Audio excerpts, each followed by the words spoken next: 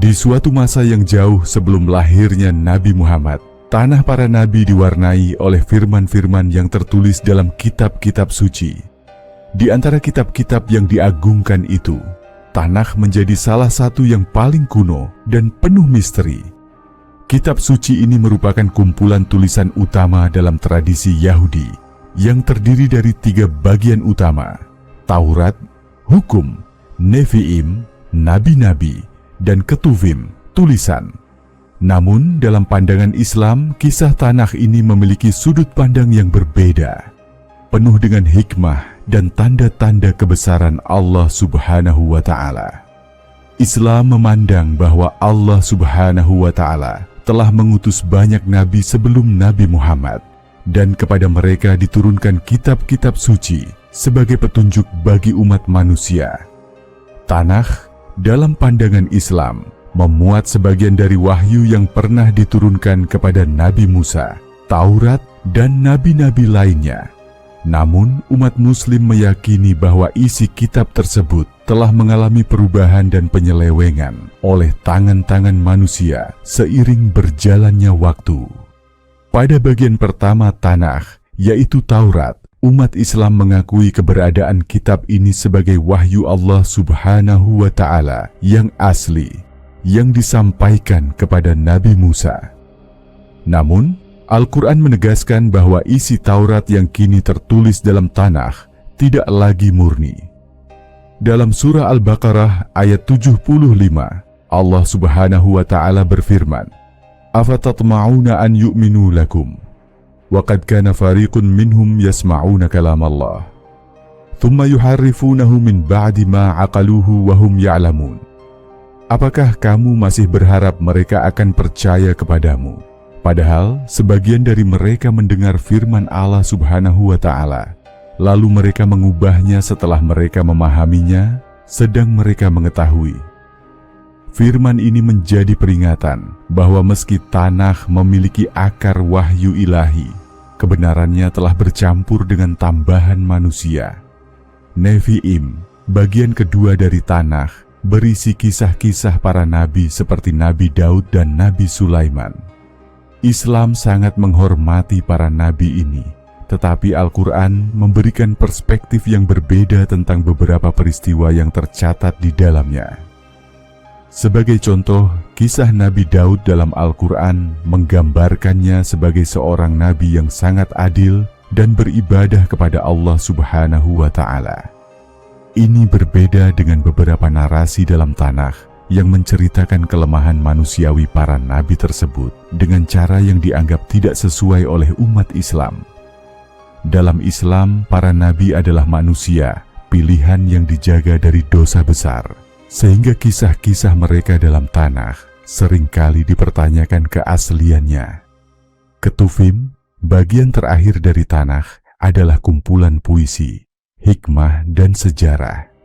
Di dalamnya terdapat kitab Mazmur, Zabur, yang menurut Islam merupakan wahyu yang diberikan kepada Nabi Daud. Dalam pandangan Islam, Mazmur yang asli berisi nyanyian dan doa-doa yang memuji Allah Subhanahu wa Ta'ala dengan penuh keindahan.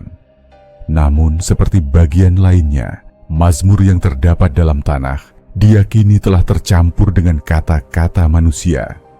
Islam tidak menolak keseluruhan isi Tanakh, tetapi menjadikannya pelajaran tentang bagaimana wahyu Allah Subhanahu wa Ta'ala dapat terdistorsi oleh tangan manusia.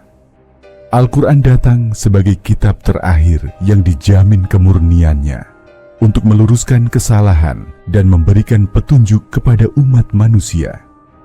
Dengan hormat kepada tradisi Yahudi, Islam mengajak umatnya untuk merenungkan kisah-kisah dalam Tanakh dengan hati-hati dan memurnikan iman mereka hanya kepada Allah Subhanahu wa Ta'ala.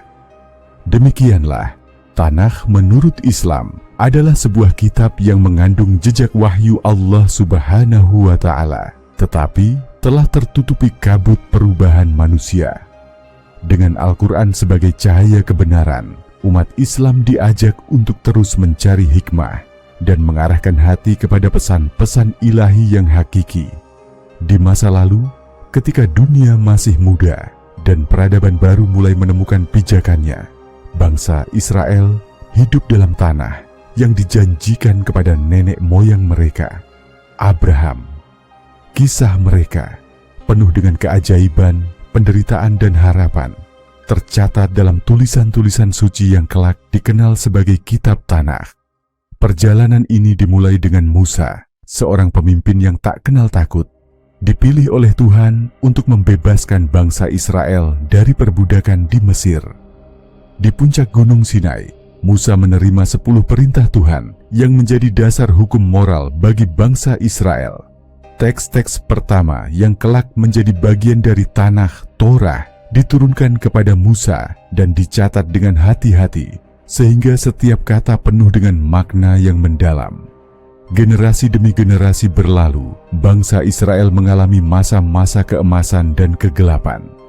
Di bawah kepemimpinan Raja Daud dan putranya Salomo, bangsa ini mencapai puncak kejayaannya. Daud, yang dikenal sebagai penyair dan pejuang, menulis mazmur yang penuh dengan pujian kepada Tuhan.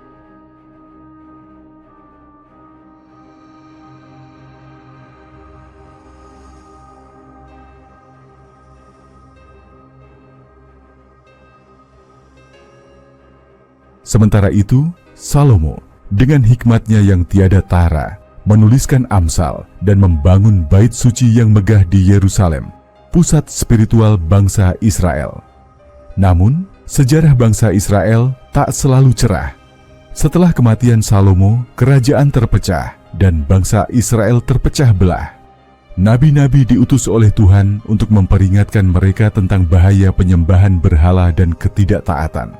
Di antara mereka, Yesaya, Yeremia, dan Yehezkiel berdiri sebagai suara Tuhan, menyampaikan nubuat-nubuat yang menegur dan memberi harapan.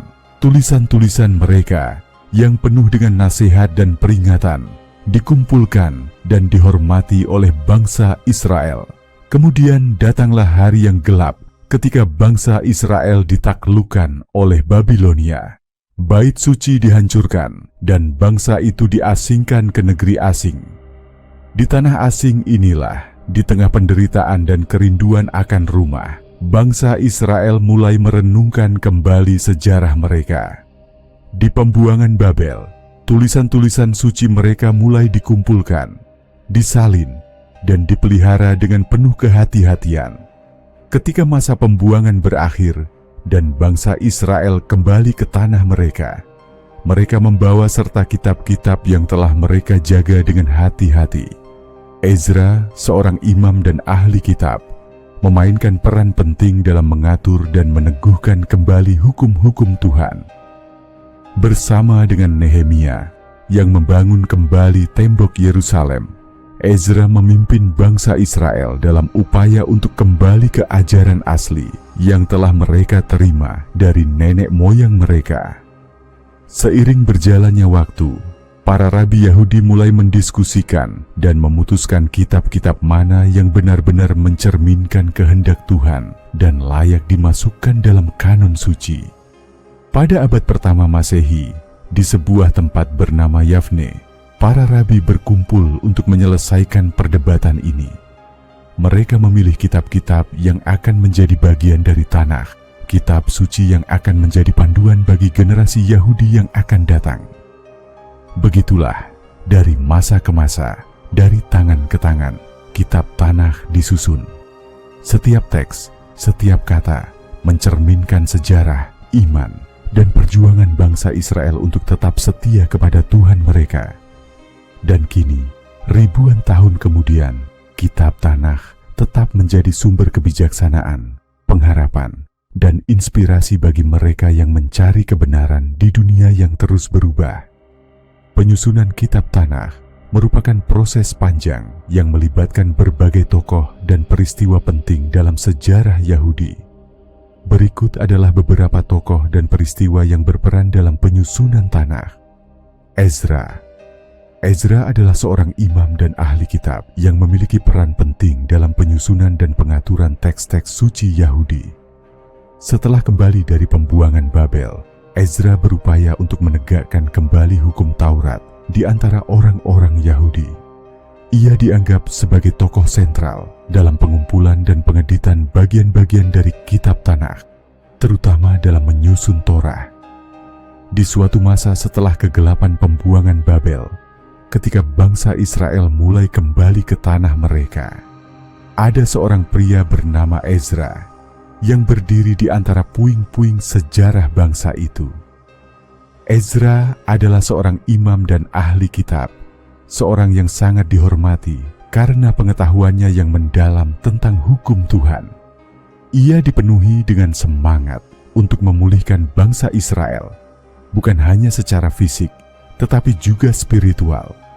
Ketika bangsa Israel kembali ke Yerusalem, mereka menemukan kota mereka dalam kehancuran. Bait suci, yang dulu menjadi pusat kehidupan spiritual mereka, hanya tinggal reruntuhan. Tetapi lebih dari itu, mereka menemukan bahwa ajaran-ajaran Tuhan telah lama terlupakan, terkubur di bawah pengaruh budaya asing dan berhala yang mereka temui selama pembuangan. Ezra menyadari bahwa untuk membangkitkan kembali bangsa ini, mereka tidak hanya perlu membangun kembali tembok dan bangunan, tetapi juga membangun kembali fondasi spiritual mereka. Dengan penuh dedikasi, ia memulai tugas besar yang akan mengubah sejarah bangsa Israel selamanya. Ezra mengumpulkan semua teks suci yang tersebar di antara orang-orang Yahudi. Dia mengumpulkan kitab-kitab hukum, tulisan para nabi, dan mazmur-mazmur yang telah lama menjadi bagian dari tradisi lisan bangsa Israel. Dengan teliti, ia menyusun kembali kitab-kitab ini, memeriksa setiap kata, memastikan bahwa semuanya sesuai dengan ajaran Tuhan yang asli. Dia tidak hanya bertindak sebagai penyusun, tetapi juga sebagai guru. Ezra mengumpulkan orang-orang di pelataran bait suci yang baru dibangun dan membacakan hukum-hukum Tuhan kepada mereka. Di bawah terik matahari, orang-orang mendengarkan dengan khidmat saat Ezra membacakan Torah, mengingatkan mereka akan perjanjian yang telah mereka buat dengan Tuhan nenek moyang mereka. Saat ia membacakan kitab-kitab suci ini, banyak di antara bangsa Israel yang menangis. Mereka menangisi dosa-dosa mereka, tetapi juga menangisi penemuan kembali identitas mereka yang telah lama hilang.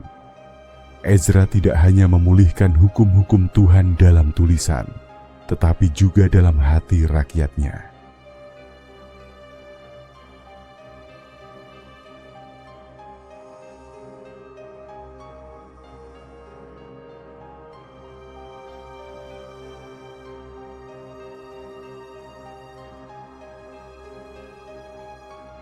Namun, tugas Ezra tidak berakhir di situ.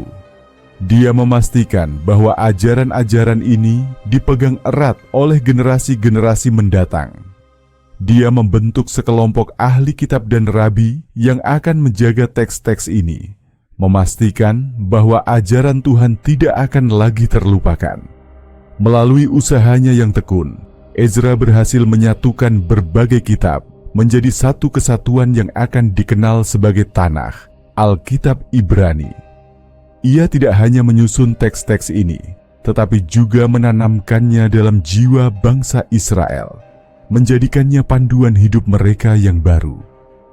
Ezra mengerti bahwa untuk membangun masa depan yang kokoh, bangsa Israel harus kembali ke akar spiritual mereka. Dengan hati yang penuh ketulusan dan tangan yang penuh kerja keras, Ezra memastikan bahwa warisan rohani ini akan terus hidup, melampaui batas waktu dan tempat. Dalam setiap lembaran kitab Tanakh, terdapat jejak tangan Ezra, seorang imam yang menghidupkan kembali harapan bangsa melalui kekuatan kata-kata suci. Sejarah bangsa Israel yang tertuang dalam Tanakh menjadi lebih dari sekadar kumpulan cerita dan hukum. Ia menjadi jiwa dari sebuah bangsa yang bangkit dari abu sejarah, dipimpin oleh tangan seorang pria yang berdedikasi untuk Tuhan dan rakyatnya. Rabi Yahudi dari zaman kuno. Setelah kehancuran bait suci kedua pada tahun 70 Masehi, para rabi Yahudi memainkan peran penting dalam menyusun kanun Tanakh.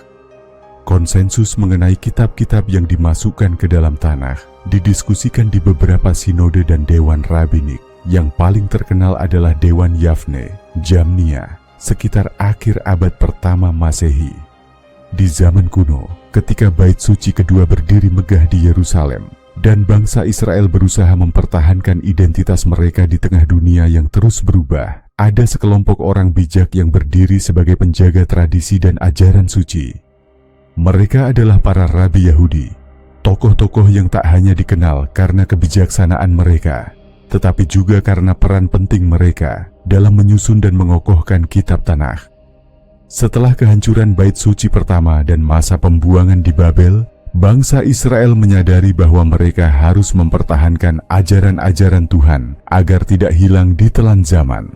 Ketika mereka kembali ke tanah Israel, para rabi mulai merumuskan cara untuk melestarikan tradisi ini dalam bentuk tertulis.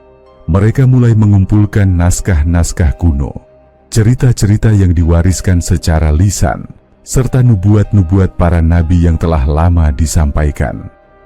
Waktu terus berjalan, dan bangsa Israel menghadapi tantangan baru. Pengaruh budaya asing, khususnya Yunani dan Romawi, mulai meresap ke dalam kehidupan sehari-hari. Para rabi menyadari bahwa jika tidak bertindak, ajaran-ajaran suci ini bisa saja hilang atau terdistorsi. Mereka pun berusaha untuk menyatukan dan mengkanonkan kitab-kitab yang dianggap sebagai firman Tuhan yang sejati. Pada abad pertama Masehi, setelah kehancuran Bait Suci kedua oleh Romawi, para rabi Yahudi menghadapi krisis yang mengancam kelangsungan identitas spiritual bangsa mereka. Dalam keadaan yang genting ini, mereka berkumpul di Yavne, sebuah kota kecil yang menjadi pusat pemikiran dan pembelajaran Yahudi setelah kehancuran Yerusalem. Di Yavne, para rabi berdiskusi panjang lebar mengenai kitab-kitab yang harus dimasukkan ke dalam kanon suci. Mereka memperdebatkan setiap naskah, menimbang mana yang benar-benar mencerminkan kehendak Tuhan dan mana yang tidak. Bagi mereka, ini bukan sekadar masalah dokumen, tetapi masalah hidup dan mati bagi iman bangsa mereka. Di bawah kepemimpinan tokoh seperti Rabi Yohanan ben Zakkai, mereka mengambil keputusan yang akan menentukan arah spiritual bangsa Yahudi untuk selama-lamanya. Proses ini bukanlah sesuatu yang mudah. Para rabi harus menghadapi perbedaan pendapat, tekanan politik, dan bahkan ancaman dari luar. Namun dengan kebijaksanaan yang mendalam dan keteguhan hati, mereka akhirnya menyusun kitab-kitab yang menjadi bagian dari Tanakh. Mereka memilih kitab-kitab yang tidak hanya mengajarkan hukum dan sejarah, tetapi juga mencerminkan hubungan intim antara Tuhan dan umatnya. Kitab-kitab yang bisa menginspirasi, membimbing, dan menguatkan bangsa Yahudi di masa-masa yang paling sulit. Setelah kitab-kitab itu dipilih dan disahkan, para rabi memastikan bahwa ajaran-ajaran ini akan tetap hidup. Mereka mendirikan sekolah-sekolah dan pusat-pusat pembelajaran, tempat di mana kitab Tanakh diajarkan dengan penuh dedikasi kepada generasi berikutnya.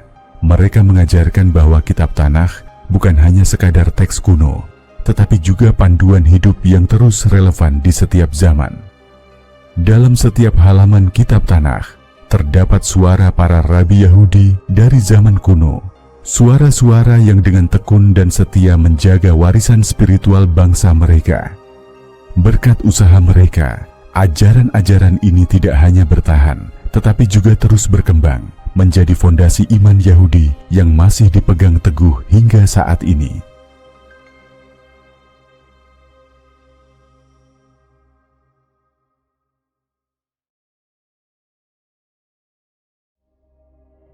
Seiring berjalannya waktu, kitab Tanakh menjadi lebih dari sekadar kitab suci. Ia menjadi jiwa dari sebuah bangsa yang telah melalui banyak penderitaan dan kemenangan. Semuanya dipersatukan oleh warisan yang disusun oleh para rabi dengan penuh ketulusan dan kebijaksanaan.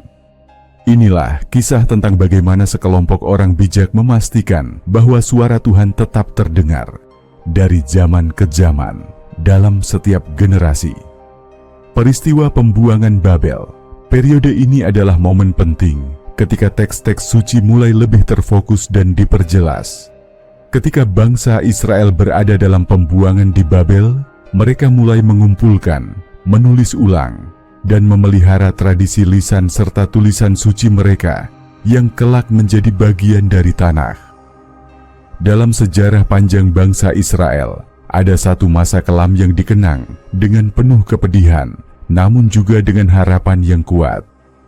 Itu adalah masa pembuangan Babel, ketika seluruh bangsa Israel dihadapkan pada ujian terbesar dalam sejarah mereka.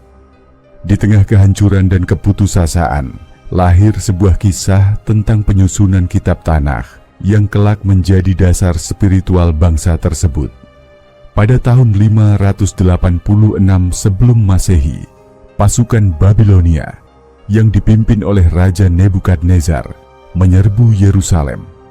Tembok-tembok kota runtuh, bait suci yang agung dibakar habis, dan penduduknya diangkut paksa ke negeri asing yang jauh dari tanah air mereka. Pembuangan ini bukan sekadar kehilangan tanah, itu adalah kehilangan identitas, kehancuran pusat spiritual yang selama ini menjadi jiwa bangsa Israel. Di negeri Babel, orang-orang Israel terpaksa hidup dalam kesedihan dan kerinduan yang mendalam akan tanah leluhur mereka. Mereka bertanya-tanya, apakah Tuhan telah meninggalkan mereka? Apakah janji-janji kepada Abraham, Musa dan Daud telah hancur bersama bait suci yang runtuh? Namun di tengah kegelapan ini, para pemimpin spiritual bangsa Israel menyadari bahwa harapan masih ada, dan harapan itu terletak pada ingatan, pada kata-kata Tuhan yang telah disampaikan kepada mereka selama berabad-abad. Para nabi seperti Yeremia yang menyaksikan kehancuran Yerusalem, menulis kata-kata penghiburan dan peringatan yang kuat. Di tengah reruntuhan, mereka menyampaikan pesan bahwa kehancuran ini bukanlah akhir, tetapi sebuah panggilan untuk kembali kepada Tuhan. Nubuat-nubuat mereka, bersama dengan kisah-kisah tentang penciptaan, nenek moyang bangsa, dan perjalanan panjang keluar dari Mesir, mulai dikumpulkan, disalin, dan dijaga dengan penuh kesungguhan oleh para imam dan orang bijak yang juga berada dalam pembuangan. Pembuangan Babel, meskipun penuh penderitaan, menjadi masa introspeksi yang mendalam bagi bangsa Israel. Mereka mulai menyadari bahwa kekuatan mereka bukan hanya terletak pada tanah dan bait suci, tetapi pada hubungan mereka dengan Tuhan yang melampaui tempat dan waktu. Inilah yang mendorong mereka untuk memastikan bahwa ajaran-ajaran Tuhan harus dipertahankan dalam bentuk tertulis yang tidak akan hilang, meskipun mereka tersebar di berbagai penjuru dunia.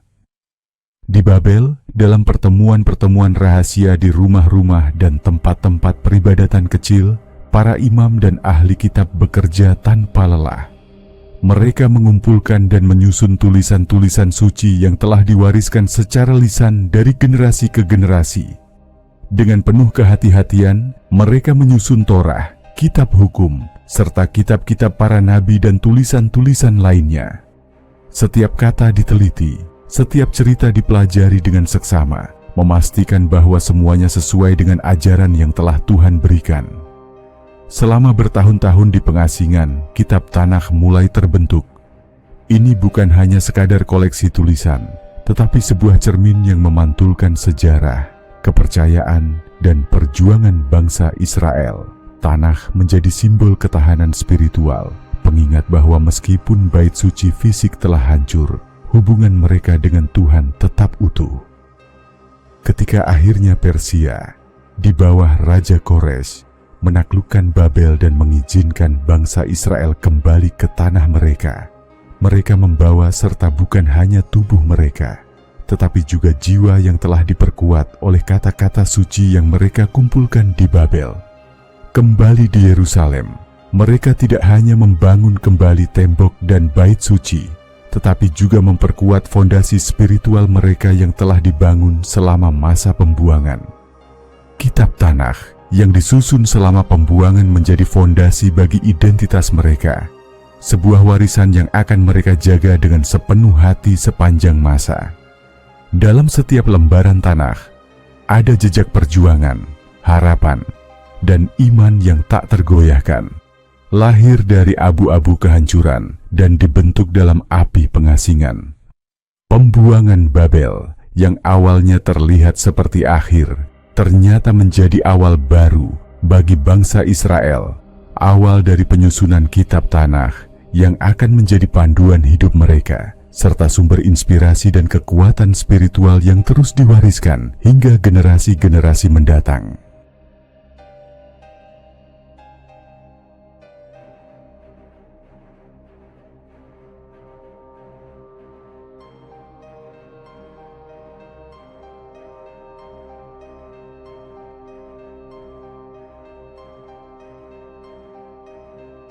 Pembangunan kembali Bait Suci.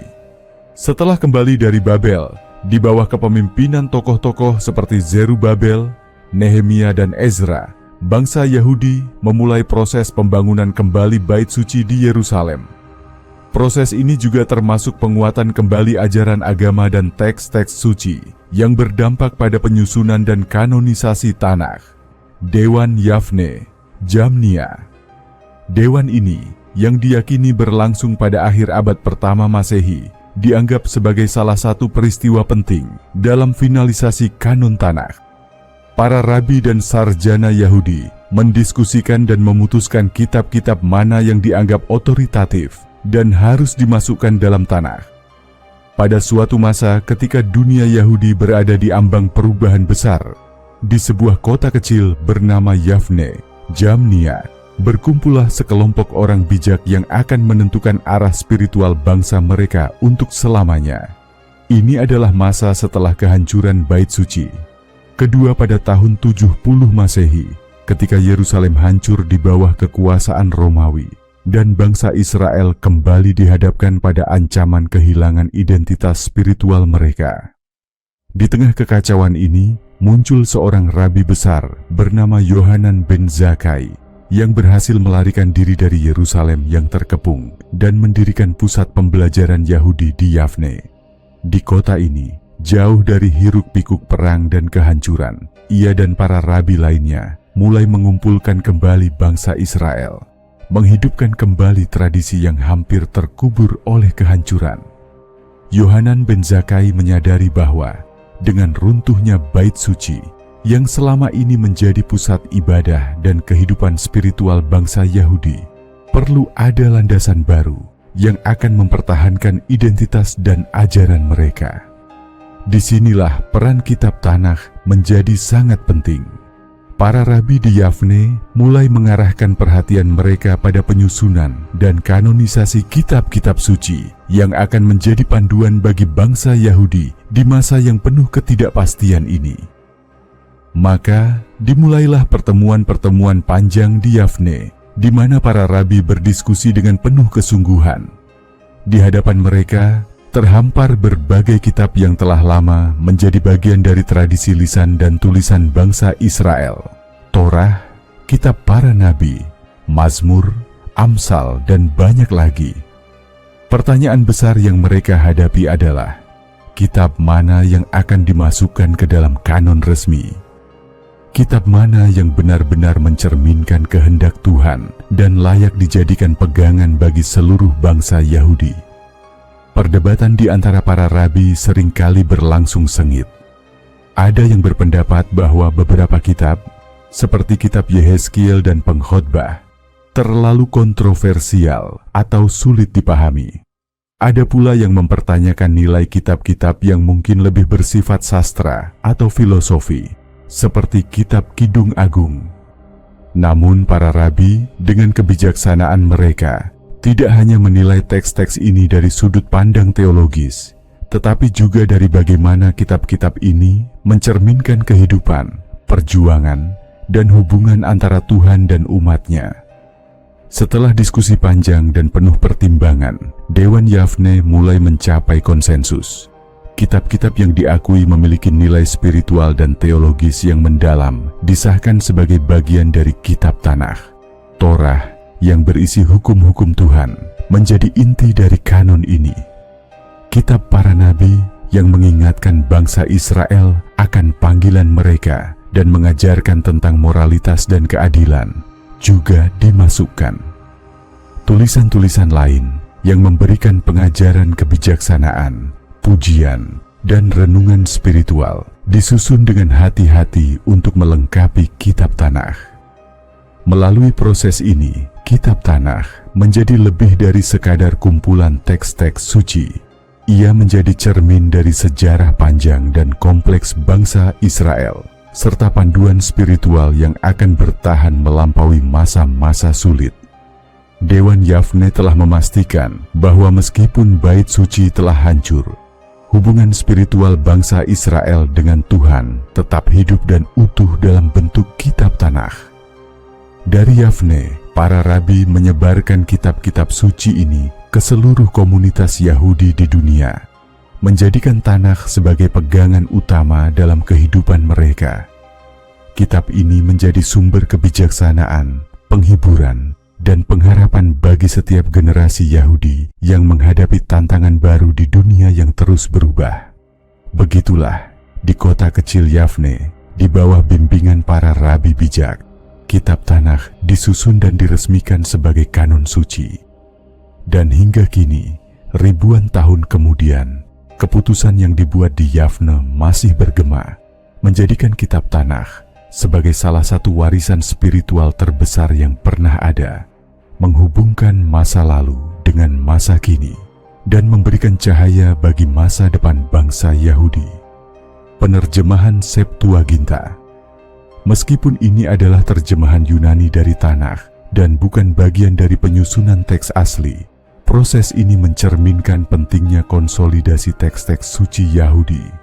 Septuaginta menunjukkan upaya untuk mengkodifikasikan dan menyebarkan ajaran Yahudi kepada komunitas Yahudi di luar Israel, khususnya yang berbicara bahasa Yunani.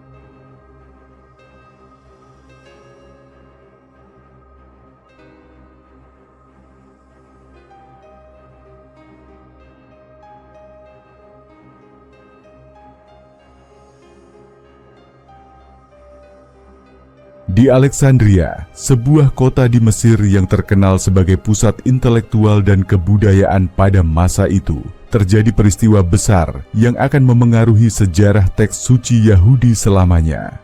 Kota ini adalah rumah bagi komunitas Yahudi yang besar, yang telah lama hidup di luar tanah Israel. Mereka berbicara bahasa Yunani, bahasa internasional yang digunakan dalam perdagangan, pemerintahan, dan ilmu pengetahuan pada masa itu. Bagi komunitas Yahudi ini, bahasa Ibrani, bahasa asli kitab-kitab suci mereka, mulai terasa semakin jauh, semakin sulit dipahami. Para pemimpin Yahudi di Alexandria menyadari bahwa jika generasi muda Yahudi di kota ini ingin tetap terhubung dengan ajaran leluhur mereka, maka kitab-kitab suci perlu diadaptasi ke dalam bahasa yang mereka gunakan sehari-hari. Dengan latar belakang inilah lahir gagasan besar untuk menerjemahkan kitab Tanakh ke dalam bahasa Yunani. Proyek besar ini dikenal sebagai penerjemahan Septuaginta. Legenda mengatakan bahwa 72 orang ahli kitab dari Yerusalem diundang ke Alexandria oleh Raja Ptolemeus II yang ingin memperkaya perpustakaan kerajaan dengan semua teks penting dari berbagai budaya. Para ahli kitab ini, dipilih dari berbagai suku Israel, tiba di kota megah itu dengan membawa semua kitab suci mereka, Torah, kitab para nabi, dan tulisan lainnya. Dalam suasana yang penuh hormat, mereka memulai tugas suci untuk menerjemahkan teks-teks ini ke dalam bahasa Yunani. Penerjemahan Septuaginta bukanlah pekerjaan yang mudah. Para penerjemah harus mempertahankan makna asli dari setiap kata, setiap frasa, sambil mencari padanan kata dalam bahasa Yunani yang bisa menggambarkan kedalaman spiritual dan teologis dari teks-teks tersebut. Setiap keputusan yang mereka buat dalam memilih kata atau struktur kalimat adalah upaya untuk menjaga keutuhan pesan Tuhan kepada umatnya. Seiring berjalannya waktu, Septuaginta menjadi semakin penting, tidak hanya bagi komunitas Yahudi di Alexandria, tetapi juga bagi komunitas Yahudi lainnya yang tersebar di seluruh wilayah Mediterania. Penerjemahan ini memungkinkan mereka yang tidak lagi berbicara bahasa Ibrani untuk tetap terhubung dengan tradisi leluhur mereka, untuk membaca dan memahami ajaran-ajaran Tuhan dalam bahasa yang mereka gunakan sehari-hari. Namun Septuaginta juga membawa dampak yang lebih luas. Terjemahan ini membuka jalan bagi non-Yahudi untuk mengakses teks-teks suci Yahudi. Ajaran-ajaran tentang monoteisme, keadilan, dan moralitas yang terkandung dalam kitab Tanakh mulai menyebar ke dunia Yunani Romawi yang lebih luas. Pengaruh Septuaginta melampaui batas-batas agama dan budaya, menjadi jembatan antara dunia Yahudi dan dunia Helenistik. Penerjemahan Septuaginta juga memengaruhi penyusunan kitab Tanakh itu sendiri.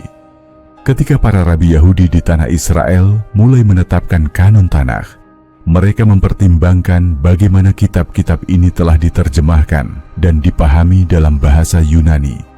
Beberapa kitab yang diterjemahkan dalam Septuaginta diakui sebagai bagian dari kanon, sementara yang lainnya diperdebatkan. Namun, meskipun Septuaginta menjadi alat penting dalam menyebarkan ajaran Yahudi ke seluruh dunia, para rabi tetap menjaga teks Ibrani sebagai dasar dari kitab Tanakh. Mereka memahami bahwa penerjemahan, sebaik apapun, selalu melibatkan interpretasi, dan bahwa teks asli Ibrani memiliki kekuatan dan keaslian yang harus dipertahankan. Dalam Dewan Yavne, ketika kanon Tanakh ditetapkan, teks Ibrani tetap menjadi pusat, dan Septuaginta menjadi tambahan yang dihormati, tetapi bukan pengganti. Di Alexandria, dalam perpaduan budaya dan bahasa, kitab Tanakh menemukan ekspresi barunya melalui Septuaginta. Penerjemahan ini mencerminkan bagaimana teks-teks suci Yahudi terus hidup, beradaptasi, dan menyebar tanpa kehilangan esensinya. Septuaginta bukan hanya terjemahan, ia adalah simbol dari keberlanjutan dan ketahanan ajaran Yahudi. Sebuah bukti bahwa firman Tuhan dapat menjangkau segala bangsa dan bahasa tanpa mengurangi keasliannya. Dan hingga kini, Septuaginta tetap menjadi salah satu karya terjemahan paling penting dalam sejarah, menjadi jembatan antara dunia Yahudi kuno dan dunia yang lebih luas, serta saksi dari upaya manusia untuk memahami dan menjaga pesan-pesan ilahi yang terkandung dalam kitab Tanakh. Skenario politik dan sosial. Sepanjang sejarah Yahudi, perubahan politik seperti penaklukan oleh Asyur, Babilonia, Persia, Yunani, dan Romawi mempengaruhi proses penyusunan Tanakh. Situasi-situasi ini seringkali mendorong bangsa Yahudi untuk mempertahankan identitas dan warisan mereka melalui penyusunan dan peneguhan teks-teks suci mereka.